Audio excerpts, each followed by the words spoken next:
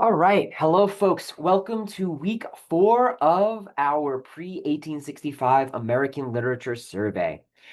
This week, we pivot from poetry to drama, one type of literary form for another.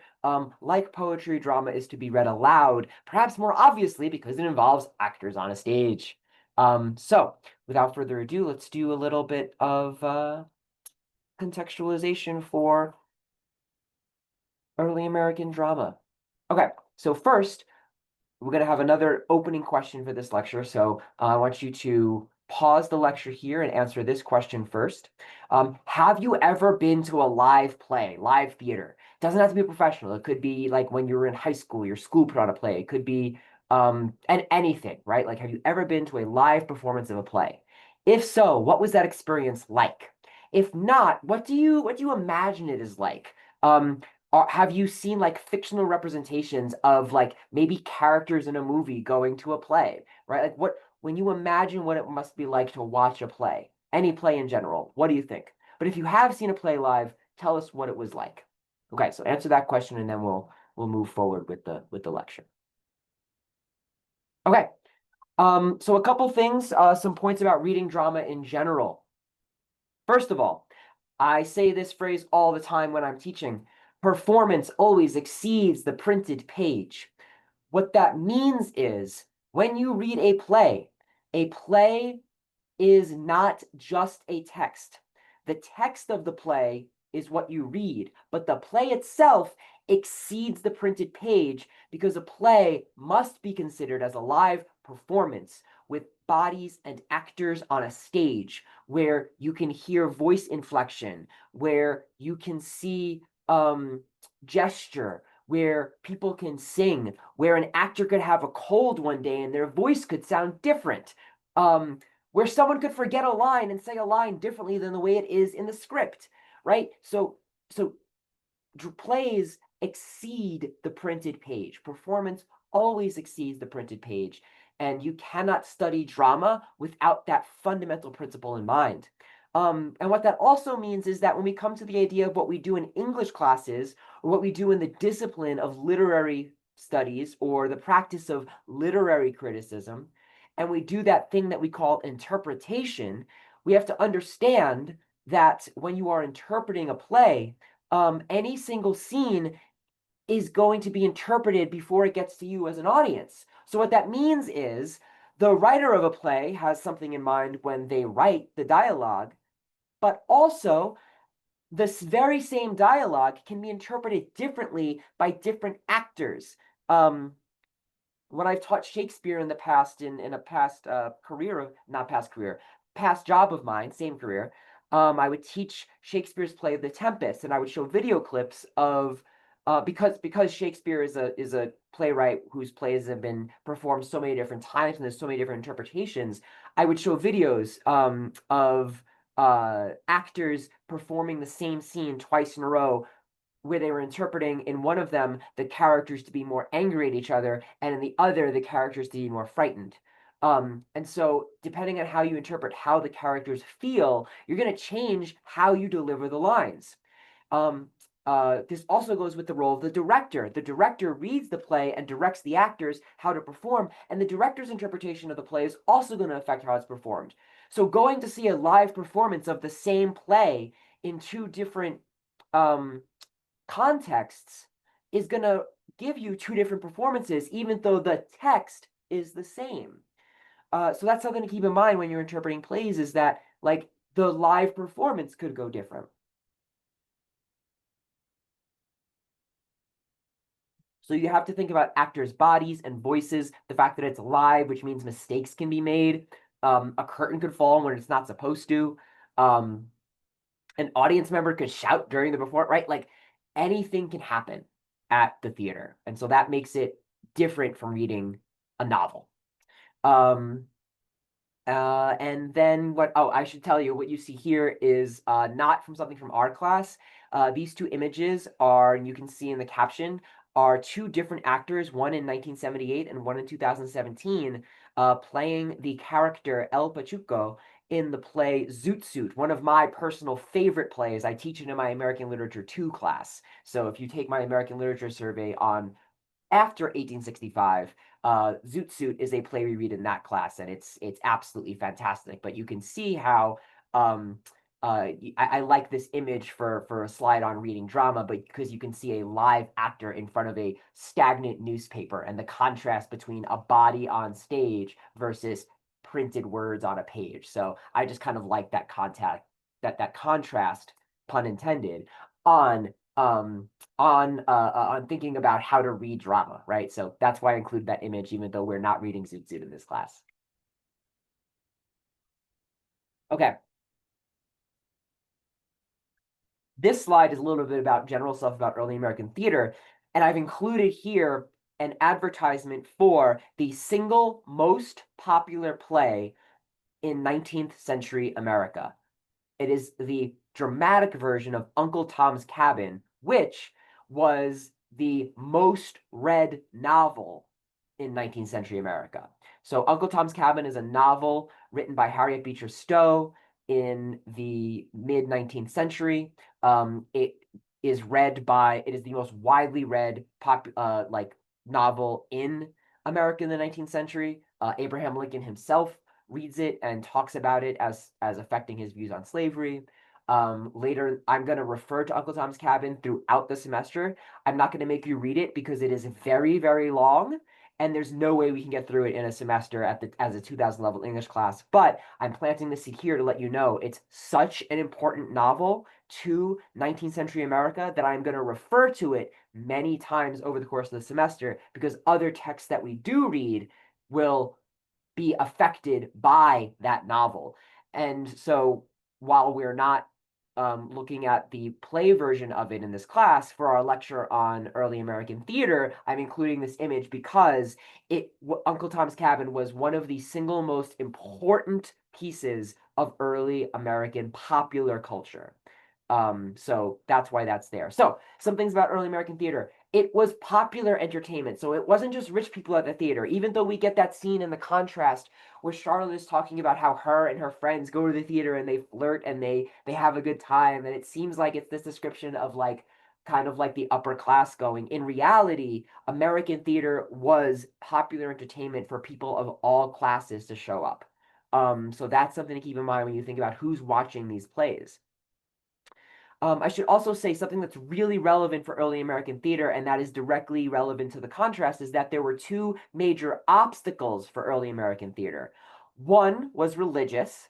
So theater was seen by like heavily religious people in the early United States, um, especially Calvinists in the North, more so than Anglicans in the South. But in general, religious folks see the theater as a place of criminality and vice, where criminals gather and where people indulge in sexual vices, in gambling, in like bad things. And so there's this kind of moralistic, like the theater is the bad place where dirty stuff happens.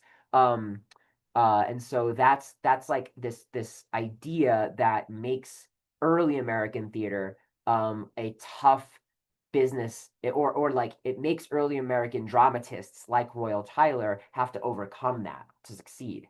The other religious idea that theater has to combat is the idea of actors as hypocrites.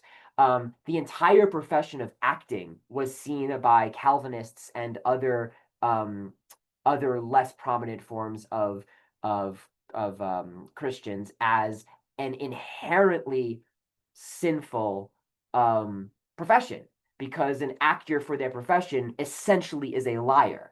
They are performing as if they are someone they are not, and it is the embodiment of hypocrisy. And so there's a lot of religious anti-theater sentiment in early America.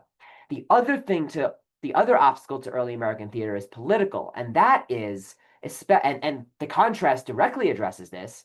That is the idea that drama, more than any other form of literature, more than poetry, more than novels, drama was seen as a European art form, whether French or Italian or English.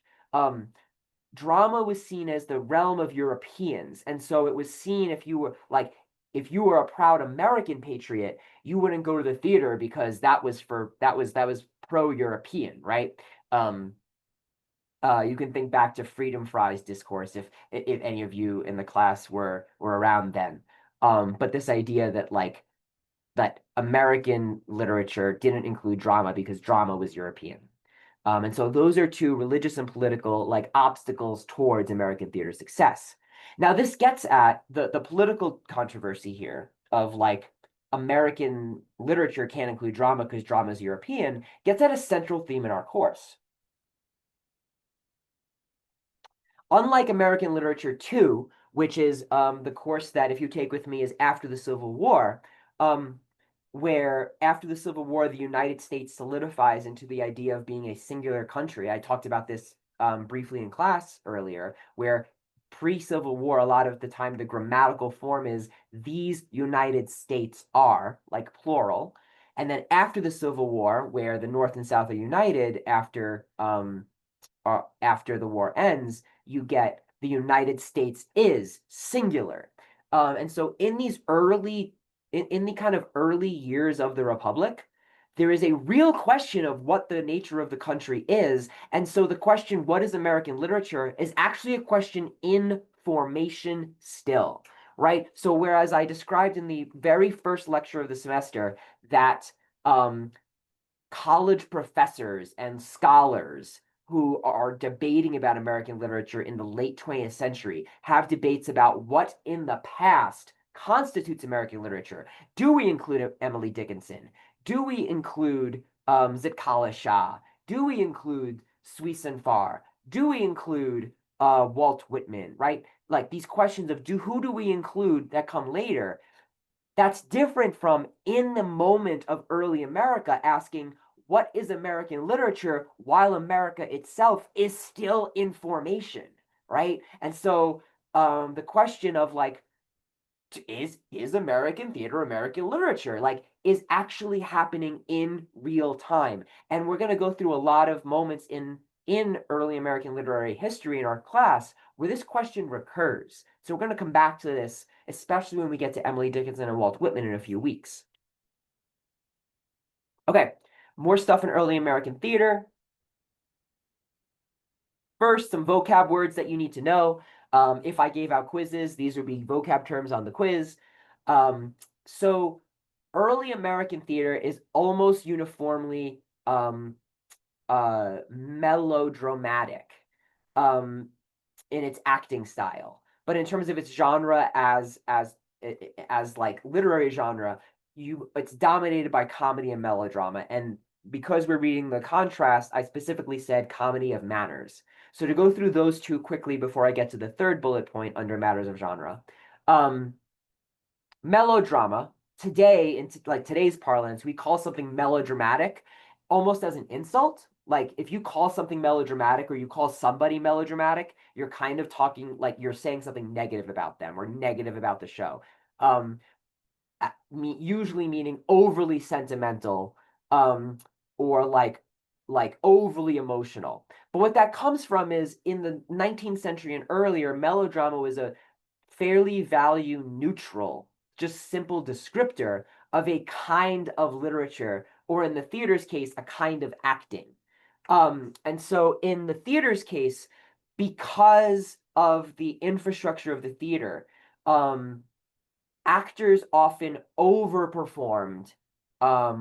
overperformed emotion, overperformed gesture, made big gestures, used emoted with huge emotions to really speak to the back of the theater, to fill the theater with their energy.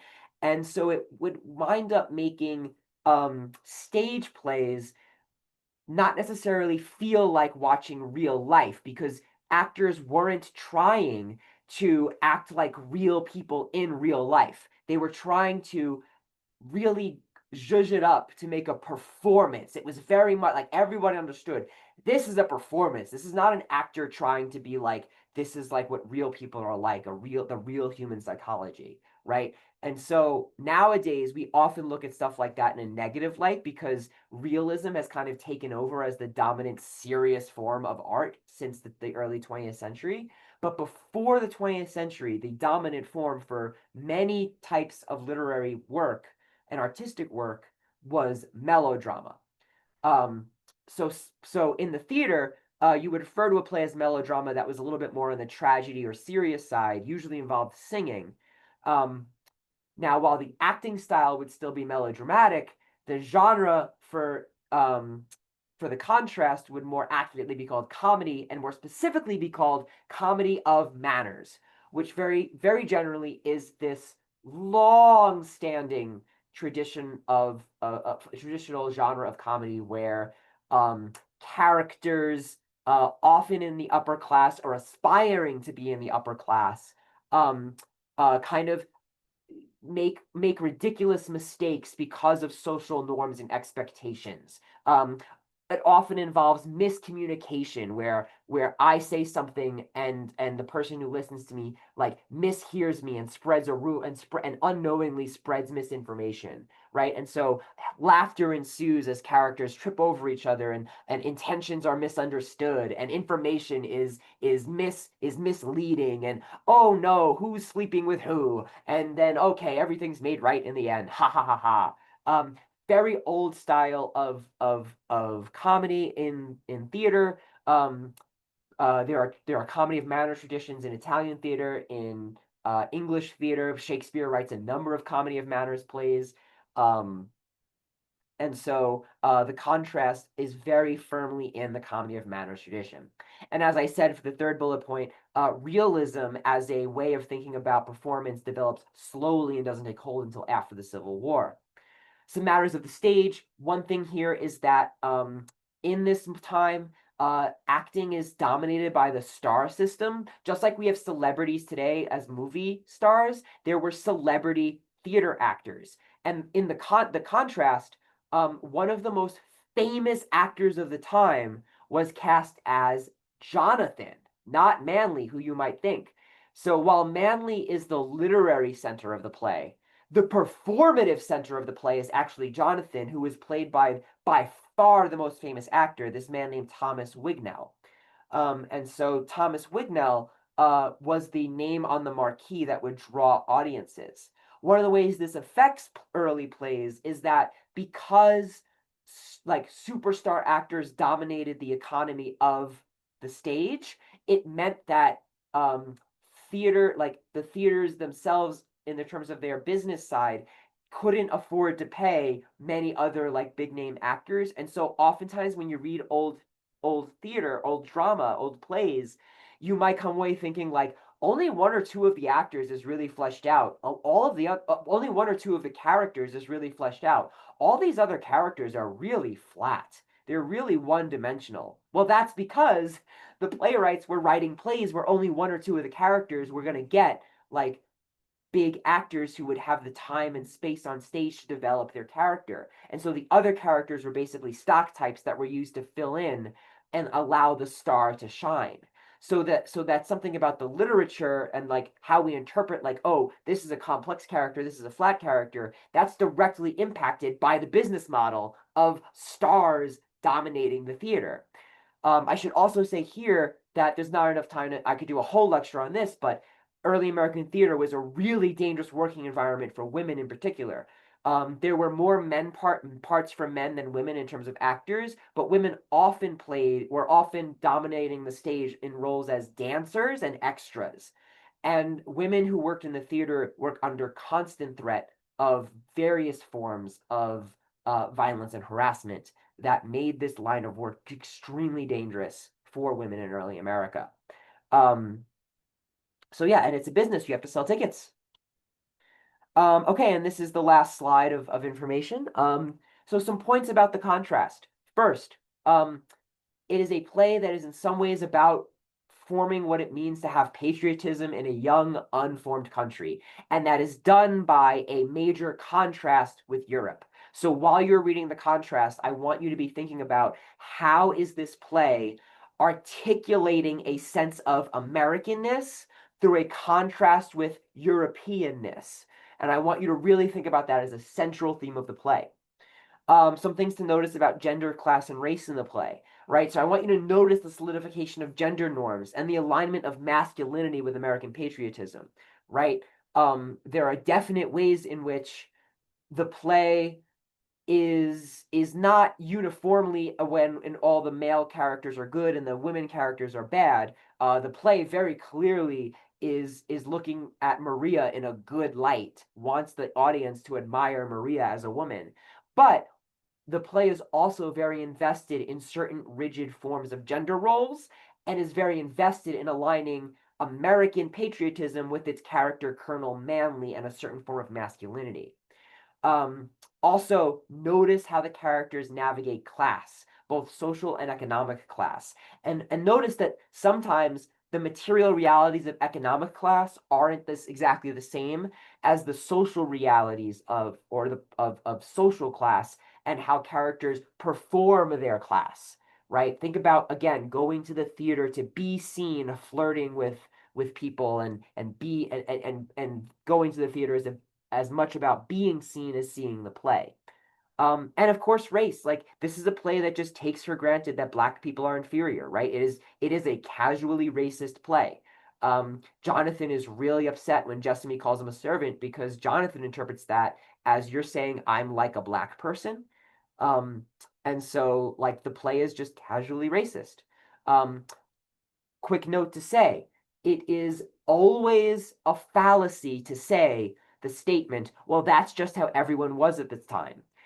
Black people at the time knew that racism was wrong. There were white people at the time who knew that racism was wrong. When we say the cliche, well, everyone back then thought that, so it's just a product of its time.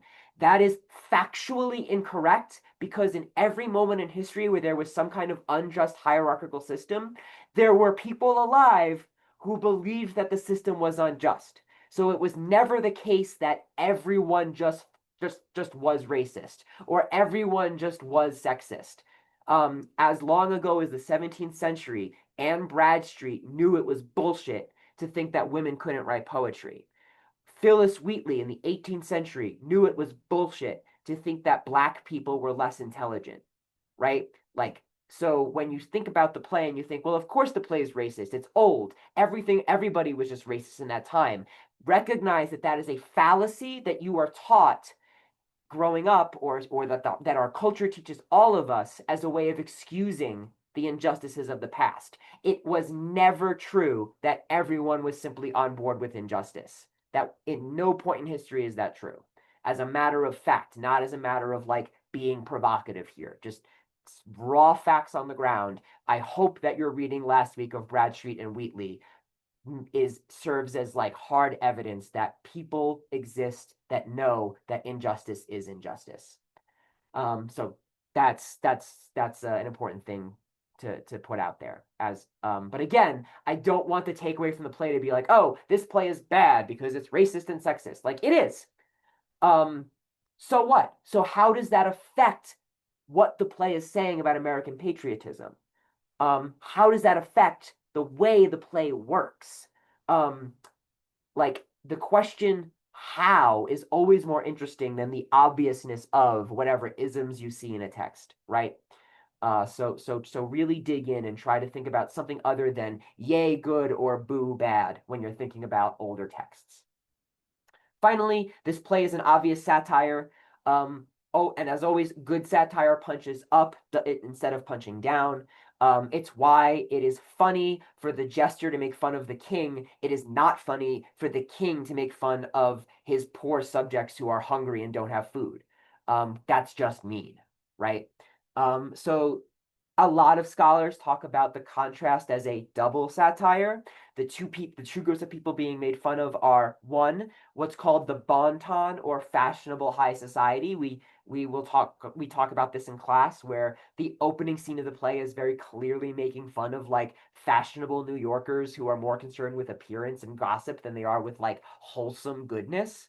So it is definitely a play poking fun at that class of society, but it's also a play that pokes fun at people who are ignorant of the theater. There's a really hilarious moment on page 614 in scene 1 of Act 3 where Jonathan is describing to Jenny something a person that he sees through a window, and he says, why, he had red hair and a little round plump face like mine, not only altogether so handsome. His name was Darby. That was his baptizing name. His other name I forgot. Oh, it was Waggle, Darby Waggle.